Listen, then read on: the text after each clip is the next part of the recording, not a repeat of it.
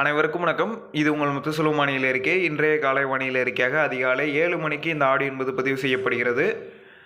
தற்போது எந்தவித மாற்றமின்றி தென்மேற்கு வங்கக்கடல் பகுதியில் நேற்று காற்றழுத்த தாழ்வு நிலை உருவாகியது. தற்போது நேற்று அறிவித்திருந்த காற்றழுத்த தாழ்வு நிலையிலிருந்து அடுத்த ஸ்டேஜ் தாழ்வு பகுதிக்கான நிலையை எட்டி கொண்டிருக்கிறது என்று அறிவித்திருக்கிறோம். அதன் அடிப்படையில் இன்னமும் தாழ்வு பகுதிக்கான நிலையை எட்டி கொண்டு தான் இருக்கிறது. அடுத்து வரக்கூடிய 38 மணி நேரத்திற்குள் இது தாழ்வு பகுதியாக மாறி தமிழகத்தை நோக்கி குறிப்பாக நாகை அல்லது வலுப்பெறும் பட்சத்தில் வடக்கை நோக்கி முன்னேறும் என எதிர்பார்க்கப்படுகிறது.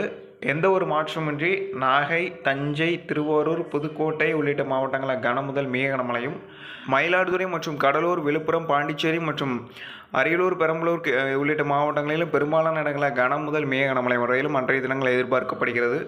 மேலும் சென்னை, திருவள்ளூர், செங்கல்பட்டு மாவட்டங்களில் சிஸ்டம் இன்றைய தினங்களில் வடதமிழகத்தை நோக்கி இன்னும் முன்னேறும் என்று குறிப்பிட்டிருக்கிறார்கள். டெல்டா முதல் வடதமிழகம் வரை முன்னேறும் என்று சில தரவுகள் குறிப்பிட்டிருக்கின்றன. இந்த தரவுகளின் குறிப்பிட்டதன் அடிப்படையில் வைத்து பார்க்கும்போது சென்னைக்கு இப்படிப்பட்ட அமைப்பு வந்தால் மிக கடுமையான ஒரு மழையை எதிர்கொள்ள வேண்டியது இருக்கும் என்பதை தெளிவாக குறிப்பிட்டுக் கொள்கிறேன். 4ஆம் தேதியிலிருந்து குறைந்தபட்சம் 6ஆம் தேதிக்குள்ளே இந்த நிலை இந்த அவ்வாறான சம்பவங்கள் சென்னையில் நடக்கும்.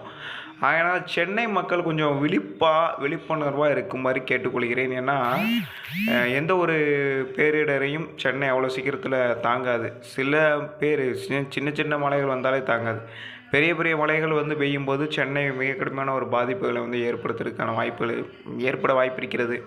அதனால் சென்னை வாசிகள் கொஞ்சம் முன்னெச்சரிக்கையாகவும் இருக்குமாறு கேட்டுக்கொள்கிறேன்.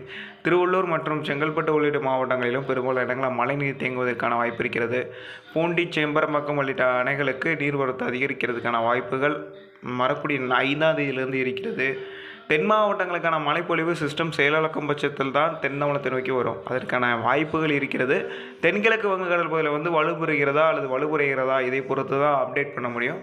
கொஞ்சம் வெயிட் பண்ணி தான் நம்ம பார்க்கணும். ஆய்வுகள் தொடர்கிறது, ஆராய்ச்சி பண்ணிக்கிட்டு இருக்கோம். தொடர்ந்து ஆய்வு முடிவுகள் கொண்டு இருக்கின்றன.